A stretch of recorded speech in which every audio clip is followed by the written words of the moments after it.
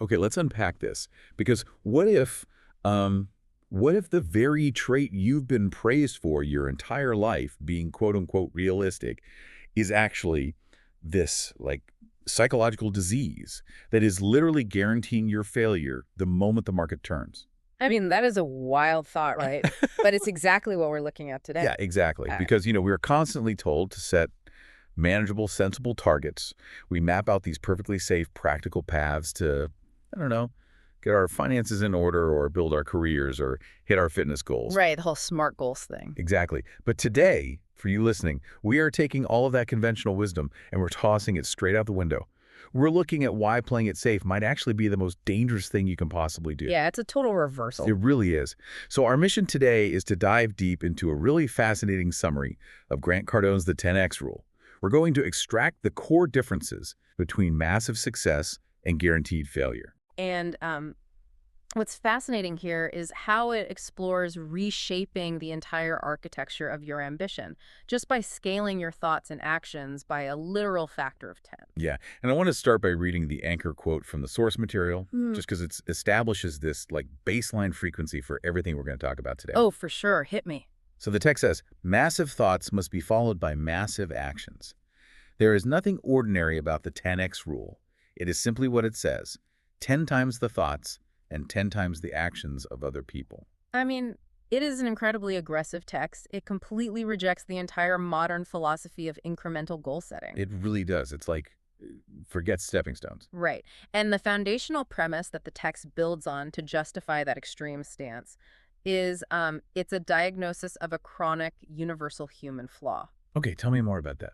Well, the author argues that the primary reason people fail to achieve their objectives isn't a lack of inherent talent, right? It isn't a lack of access to capital, and it's not even bad luck. So what is it? The root cause is that human beings deeply, consistently, and almost universally underestimate the sheer volume of action required to push a project from just an idea to an actual reality. Oh, wow. So we just completely misjudged the effort. Exactly. Psychologists actually refer to this as the planning fallacy. Evolutionarily, our brains are hardwired to conserve energy. Right, because for our ancestors, burning unnecessary calories could mean you literally starve to death. Exactly. So our default biological setting is to calculate the absolute minimum effective dose of effort required to just, survive a situation. So we're basically biologically lazy. Well, efficient is maybe a kinder word, but yeah. Yeah. And we bring that Pleistocene hardware into the modern knowledge economy, and it completely betrays us. We budget our time, our emotional bandwidth, our money for a perfectly frictionless scenario that just, does not exist. Yeah, we suffer from this profound forecasting error. We assume a project will take a teaspoon of effort, and when it suddenly demands a gallon, we just panic. You completely panic. So if the core problem is this chronic, biologically ingrained underestimation, the text suggests applying this 10x multiplier as like a corrective mechanism. Right? Yeah, that's the core math of it. Well, let's look at the actual mechanics of this, because the rule demands two simultaneous shifts. First, you set targets that are 10 times larger than what you actually think you want. Right. And second, you commit to taking 10 times the amount of action you believe is necessary, and the text explicitly claims that aiming ridiculously high and falling short still puts you vastly further ahead than hitting a quote-unquote realistic goal. Yeah, and what's fascinating here is how the text treats the concept of a realistic goal. It doesn't see it as a practical stepping stone. It sees it as a rigid psychological ceiling. A ceiling, wow. Right, because when you define a goal as realistic, you're immediately calculating that minimum amount of energy you need to exert to reach that low bar. Mm. You are artificially capping your potential output before you even start the engine. Okay, let me stop you there because I have a serious physiological problem with this premise. Okay, let's hear it. Let's apply this to a physical target, right? Right. Say I want to run a 5K. That is a solid, healthy, perfectly realistic goal. Sure. But the 10X rule dictates I shouldn't aim for a 5K. I should aim for a 50K ultramarathon. Now, if I have barely run a mile in my life, aiming for 50 miles doesn't just sound ambitious. It sounds like an absolute blueprint for immediate physical burnout, shin splints, and catastrophic failure. I get that. I totally get that. I mean, the human body has limits. Doesn't this magnitude of goal setting just crush a person under the weight of impossible expectations? So the text actually anticipates that exact pushback. The friction you're feeling right now comes from confusing the execution of the goal with the preparation required for the goal. Wait, unpack that for me. What's the difference? Aiming for the 50K ultramarathon does not mean you step out your front door tomorrow morning and try to run 50 miles. Thank goodness, because I would die. Right, exactly. What it means is that you adopt the resource allocation, the mindset, and the structural discipline of an ultramarathoner. Oh, I see. So you change the entire infrastructure of your approach. Precisely. Think about it.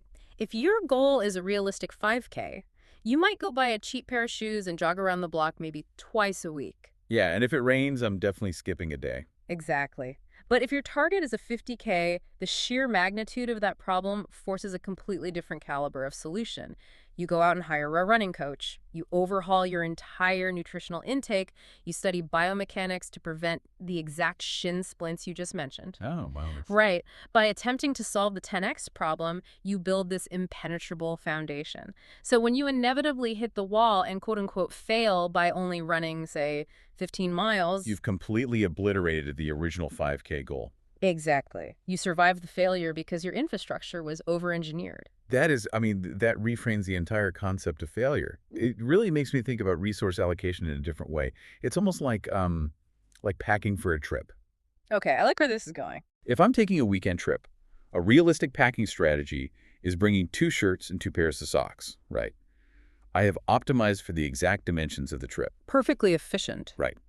But if a massive snowstorm hits and my flight is delayed by 3 days, my realistic strategy has left me entirely without resources. I'm stressed, I'm uncomfortable, and I'm super vulnerable. Because you plan for a perfect environment, leaving zero margin for friction. Yes. So the 10X rule is essentially choosing to pack a massive, ridiculous expedition trunk for that same weekend trip. Just dragging this huge trunk through the airport. Yeah, which requires significantly more upfront effort. It feels super inefficient. But when that snowstorm hits, you have 4 coats, extra boots, thermal layers. You are vastly overprepared. And falling short of using everything in your trunk doesn't mean you failed to pack correctly. Exactly. It means you built a redundant buffer against chaos. And that buffer is the entire point. The text argues that the world is inherently chaotic, and realistic goals offer absolutely zero buffer against that chaos. Which is terrifying when you really think about it. It is. And to understand why we naturally gravitate toward those vulnerable, realistic goals, we have to examine the behavioral baselines the source material identifies. Cardone actually breaks human behavioral output down into 4 distinct levels of action. Diagnosing where we currently operate is like step 1. And the first level the text identifies is the most basic. It's simply called do nothing. Right. This is taking absolutely no steps toward a goal, just pure stagnation. But the nuance here, and I think this is crucial, is that doing nothing in the context of ambition is rarely true passivity. It's an active mechanism of suppression. Active suppression, how do you mean? Well, to do nothing requires you to actively ignore a nagging desire, right? To suppress your own potential and to constantly justify your stagnation to yourself and to everyone around you. It's this illusion of safety. It's the belief that if you never step onto the field, you can never lose the game. Oh, that's heavy. And that naturally bleeds into the second level, which the text calls retreat. Yeah, level 2. This is defined as moving away from challenges specifically to avoid failure or rejection. Now, on the surface, retreating sounds just like quitting, but the psychological machinery underneath it is fascinating. Because the motivation is what really matters here. People don't retreat because they suddenly become lazy. They retreat because their ego is deeply, deeply threatened by the prospect of public or private failure. Right. And what the text highlights is that retreating is an incredibly energy-intensive process. I would actually argue it takes more energy to retreat than to just do the work. Oh, absolutely. I mean, think about the mental gymnastics required to justify giving up. Let's say you have an idea for a business, right? Yeah. But the moment it comes time to actually incorporate and risk your own capital, you retreat. You back out. Yeah, but you don't just sit on the couch. You spend weeks researching statistics on how many small businesses fail. You tell all your friends that the macroeconomic climate isn't right. You are burning massive amounts of cognitive calories, constructing a fortress of rationalizations. You are actively working, but you're applying all of that friction in the exact wrong direction. Exactly. We see this in the corporate world all the time. Look at legacy companies facing technological disruption. When Blockbuster was faced with the reality of digital streaming, they didn't just do nothing. No, they fought it. They actively retreated. They spent millions of dollars and thousands of man-hours deploying lawyers to enforce late fees and fight these inevitable market shifts. They expended massive corporate energy attempting to move backward into the comfort of a completely dying business model. It is the corporate equivalent of active resistance. Doing nothing is apathy, but retreating is taking the wheel and intentionally driving your car away from the destination just because you saw a traffic jam a mile ahead. Right. Both of those first two levels basically guarantee failure without you ever even encountering the actual challenge. You literally defeat yourself in the locker room. But the text makes a crucial pivot here. It assumes that most highly motivated individuals, like the people listening to us right now, the type of people analyzing their goals and seeking out frameworks like the 10X rule, they are not operating in level 1 or level 2. Right, they aren't apathetic and they aren't actively running away. No, they are operating in level 3. And level 3 is what the text explicitly warns is the most dangerous place a human being can possibly exist. It's called normal action. The danger zone. The text defines normal action as simply doing what everyone else does. It's meeting the standard, hitting the quota, putting in the standard 40 hours. Okay, I really have to pause on this because this concept completely violates the social contract we're all raised with. How so? I mean, from the time we are in kindergarten, we are taught that normal is the ultimate safe zone. If you stay with the herd, if you get average grades, if you secure a standard, reliable job, you will be insulated from disaster. That's the promise, yeah. So why does this text insist that the societal safe zone is actually a total minefield? Because the concept of normal assumes a static environment. When you take normal action, you are producing just enough effort to sustain yourself under ideal current market conditions. Keyword. Current. Exactly. The problem is entropy. Environments are violently unpredictable, economies crash, supply chains break down. AI disrupts entire industries overnight. Right, so normal action is like a company that was manufacturing landline phones in, 1999. Perfect example. They were doing a completely normal, totally acceptable amount of work. The employees were showing up on time, the factories were humming along perfectly, but the environment around them was just evaporating. Exactly. Normal effort provides zero surplus. If you're operating at an average level and the market contracts by 30%, you don't just take a 30% haircut. Your entire livelihood is threatened because you have no accumulated momentum or capital to weather the storm. The herd is always the most exposed to the predator. Always. It really makes me think of an organism in a state of biological stasis. Like if you are just treading water in the middle of the ocean, it feels like you're doing exactly what is required to stay alive. You're putting in effort. Yeah. You're burning calories, your head is above the surface, you are maintaining the status quo. But the ocean is completely indifferent to your effort. The moment a single unexpected wave rolls through or a rip current opens up beneath you, you are pulled under instantly because treading water generates zero forward momentum. Wow. Yeah. Normal action requires energy, but it yields absolutely no control. Which is exactly why the text introduces the rigid binary threshold of level 4, which is massive action.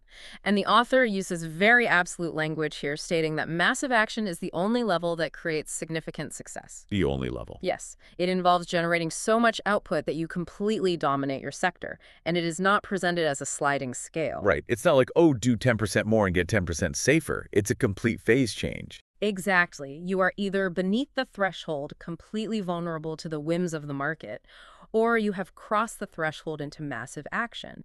And this requires fundamentally rethinking the actual definition of success. How so? Well, if massive action is the only reliable buffer against environmental chaos, then success can no longer be viewed as a luxury. Yeah, the text demands a profound paradigm shift here. It states unconditionally that success cannot be treated as an option or a preference. It must be treated as an ethical obligation, a sworn duty, and a moral responsibility to yourself, your family, and your company. And moving success from the category of a desire into the category of a moral imperative, that is really the psychological linchpin of the entire 10X framework. I have to say, I pushed back heavily when I first read that phrasing. I'm not surprised. It's intense. It is. Calling a sales target or a fitness goal an ethical obligation feels incredibly toxic. It borders on the absolute worst aspects of hustle culture. If I treat every single career milestone as a life or death moral duty, my cortisol levels are going to go through the roof. I'll burn out in a week. What happened to finding balance and just doing your best? That's a super common reaction, but the stress you're describing, the burnout, actually stems from cognitive dissonance. Oh, interesting. What do you mean? Burnout usually happens when we operate in level 3 normal action while secretly harboring level 4 desires. We are constantly torn between wanting more and justifying why we aren't doing more. That makes a lot of sense. But consider the psychological mechanism of actually labeling something a duty. When an outcome is merely a preference, the option to quit is always hovering right there in the background. If you prefer to learn French, but the grammar gets too complicated, you just drop the class. There's no moral consequence. Yeah, you rationalize it instantly. It wasn't for me. I don't have the time. Exactly. But when you categorize an objective as a fundamental duty, the option to quit is systematically erased from your cognitive dashboard. It's just gone. And, the analogy that crystallized this for me is the difference between a hobbyist and a parent. Okay, tell me. If you are playing a casual game of recreational tennis and you roll your ankle, you forfeit the game, you go home and you put ice on it, it's a preference. Right. But if you are a parent and you see your child trapped underneath a fallen bookshelf, the concept of a rolled ankle entirely disappears from your consciousness. It doesn't even register. Not at all.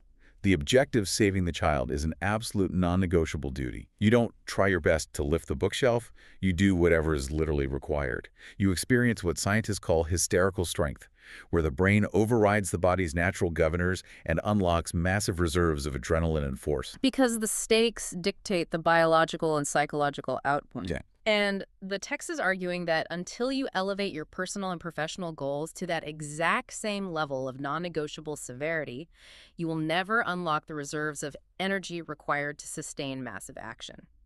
If it remains a preference, you will retreat at the first sign of genuine friction.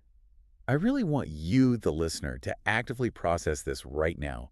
Think about your daily routine. Think about the friction you hit at 2:00 p.m. on a Tuesday when you're just exhausted. We all know that feeling. Imagine how your relationship with your alarm clock would change if you viewed your primary goal not as a wish, but as a sworn ethical duty to provide an impenetrable fortress of security for your family. Do you hit the snooze button on an ethical duty? Probably not. Right. Do you avoid making a daunting phone call if your moral integrity is tied to dialing the numbers? It creates this terrifying but ultimately liberating internal accountability structure. It really does. But even with that ironclad mindset, the text acknowledges that people still hit the wall. If we view success as a mandatory duty, we have to identify the primary obstacle that actually causes the failure. And the author traces it back to the forecasting error we discussed at the beginning, right? Yeah. Underestimating the triad of resources. Yes, the triad being time, energy, and money. We deeply, deeply underestimate how much of all three it will take to cross the finish line. And this underestimation is lethal because it guarantees psychological shock. Exactly. Like when you launch a project assuming it will take 6 months and $50,000 and month 7 rolls around requiring another $20,000, you experience a profound emotional crash. Because your expectations were completely violated. Right. The text argues that people quit not because the work is objectively too hard, but because the resistance they encountered violated what they thought was going to happen. The failure is born from the surprise of the resistance, not the resistance itself. It's basically an issue of redundancy engineering. Redundancy engineering. I like that. Look at how NASA approached the Apollo missions. When they designed the lunar module, they didn't calculate the exact mathematical amount of oxygen required for a perfect trip to the moon and back, and put exactly that much in the tanks. Because if they had, the moment Apollo 13 experienced a ruptured oxygen tank, a completely unexpected piece of massive resistance, the astronauts would have died instantly. A quote-unquote realistic oxygen budget would have been literally fatal. Exactly. NASA over-engineered the life support systems. They built in redundant backups. They packed for a disaster. So the 10X rule is simply redundancy engineering for your ambitions. You overfuel the vehicle. It's so true. If you anticipate that a project will require 100 cold calls, you budget the emotional bandwidth for 1,000 cold calls. So when the first 200 people slam the phone in your face, you don't experience a psychological crisis. Because you're only 20% of the way through your expected friction. You expected the bloodbath. And the profound implication here is that the physical resistance in the world doesn't change. If two entrepreneurs face the exact same hostile market conditions, like the exact same supply chain failure, the one who expected an easy path will fold. And the one who applied the 10X expectation will survive. Yes, the variable is entirely in the preparation of the mind. But, expecting the bloodbath doesn't make the bloodbath pleasant. And no, it certainly doesn't. When you hit that inevitable resistance, the human body triggers a very specific primal alarm system, fear. And Yeah. how the 10x framework interprets that fear might be the most counterintuitive part of this entire text. According to the summary, fear is not a warning sign indicating you should back away. Fear is the ultimate green light. A green light. Yeah. The text states bluntly, if you aren't scared, your goals simply aren't big enough. I mean, this is a massive biological contradiction. The amygdala, the fear center of our brain, evolved over millions of years to keep us from being eaten by apex predators. Right, the whole fight, flight, or freeze response. Exactly. When it floods our system with cortisol and adrenaline, the biological command is to run away. But the text is demanding that we use that exact same chemical cocktail to run directly toward the roar. It requires overriding the amygdala with the prefrontal cortex. Our biological fear response is totally miscalibrated for the modern world. Your brain literally cannot tell the difference between the existential threat of a charging tiger and the ego threat of launching a new product. It fires the exact same panic signals. It does. So the text teaches you to decode that signal intellectually rather than reacting to it biologically. Fear is a directional compass. It indicates that you are stepping outside of the level 3 normal action zone and into uncharted territory. Which is the only place massive growth actually occurs. Exactly. And there is a critical timeline constraint. The text applies to this too. It says you must use fear as a green light to take immediate action before the fear has time to grow. It essentially treats fear as a living parasitic organism that feeds on time. Action compresses time, starving the fear. Inaction stretches time, allowing the field to metastasize into full-blown panic and rationalization. Think about fear like a shadow cast by the morning sun, right? Ooh, I like that. When you first spot the shadow-like, the initial thought of doing something deeply uncomfortable. It is small. It's dark, sure, but you can easily step right over it.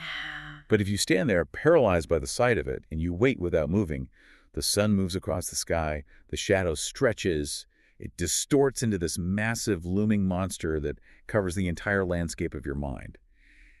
Inaction fed the shadow. Wow. Taking immediate action is the equivalent of stepping directly beneath the sun. It shrinks the shadow to absolutely nothing. Neuroplasticity actually plays a huge role here. Every time you feel fear and retreat, you reinforce the neural pathway that tells your brain fear equals danger. But every time you feel fear and immediately execute an action, you physically rewire your brain to associate the sensation of fear with forward momentum. Which exposes the hidden warning in this chapter. If fear is the required admission ticket to the realm of massive action, what does it mean if you wake up, look to your goals, and experience absolutely zero fear? It means you're comfortably suffocating in the normal action danger zone. You're setting targets you already know you can hit. You are not stretching your operational capacity, which means you are entirely vulnerable to those external market changes we discussed earlier. So once you rewire that fear response, once you commit to massive action and treat your success as an absolute ethical duty, the text outlines the ultimate endgame of this philosophy. And surprisingly, the goal is not to become the best competitor in your space. No, the final mandate is dominate, don't compete. The text asserts that competition is for people who play by the rules. To be truly successful, you must dominate your space so overwhelmingly that others no longer even want to compete with you. You must become the baseline against which everyone else is judged. Exactly. We need to draw a hard line between the definition of competing and the definition of dominating. Competing inherently means accepting the existing parameters of the game. Right. If you're competing, you're looking at your rival, who is likely operating at level 3 normal action, and figuring out how to be, like, 5% better. You launch a slightly faster app, you offer a slightly cheaper service. And by playing that incremental game, you tether your identity and your survival to the vulnerability of the herd. Dominating, on the other hand, means breaking the paradigm so violently that the old rules completely cease to function. It's the difference between trying to win a 100-meter dash by training your entire life to shave a tenth of a second off your time versus showing up to the track wearing a jetpack. A jetpack, yes. You aren't competing anymore. The people in the starting blocks are looking at you hovering above the track. Yeah. And they realize the mechanics they were training for are suddenly irrelevant. You invented an entirely different game. Think about Apple launching the original iPhone. The existing market was competing on the tactile feel of physical keyboards. BlackBerry and Motorola were trying to make the buttons slightly more ergonomic. They were competing. Right. Apple removed the keyboard entirely, introducing a massive glass screen. They didn't compete on the old metrics. They dominated by rendering the old metrics totally obsolete. That requires level 4 massive action and a 10x goal. You cannot design a jetpack or a glass touchscreen if your target is just to run slightly faster or type slightly better. So as a listener, you really have to look at your own professional landscape or your personal ambitions and ask a very uncomfortable question. Are you just trying to build a slightly better keyboard? Yeah, what's your jetpack? Exactly. Oh, What would it look like for you to completely stop competing and start dominating? What level of massive action would force your peers to realize they're playing the wrong game entirely? it forces you out of a reactionary mindset and into a visionary one. You stop looking sideways at what others are doing, and you start looking upward at what is actually possible. Which brings us to the overarching philosophy we can synthesize from this entire text. What the 10x rule ultimately provides is an escape velocity. Escape velocity. I love that phrasing. It is a mathematical and psychological tool designed to break you out of what the author calls the middle-class mindset, pulling you away from the gravitational pull of mediocrity. By increasing both your initial targets and your sustained effort tenfold, you accomplish two very distinct objectives. First, you manufacture your own endless motivation because a 10x goal is inherently more inspiring than a realistic mundane one. Right. And second, you engineer a redundant buffer that bulletproofs you against the inevitable resistance that causes average people to retreat. You over-engineer the oxygen tanks. You pack the heavy trunk. You lean into the fear instead of letting the shadow grow. The 10x rule isn't just a quirky productivity hack. It is a total uncompromising paradigm shift. It forces you out of the vulnerable illusion of normal and demands that you accept ultimate ethical responsibility for your own survival in a chaotic world. It is the transition from preference to duty. And as we wrap up this deep dive, I want to leave you with a final, lingering thought to explore on your own.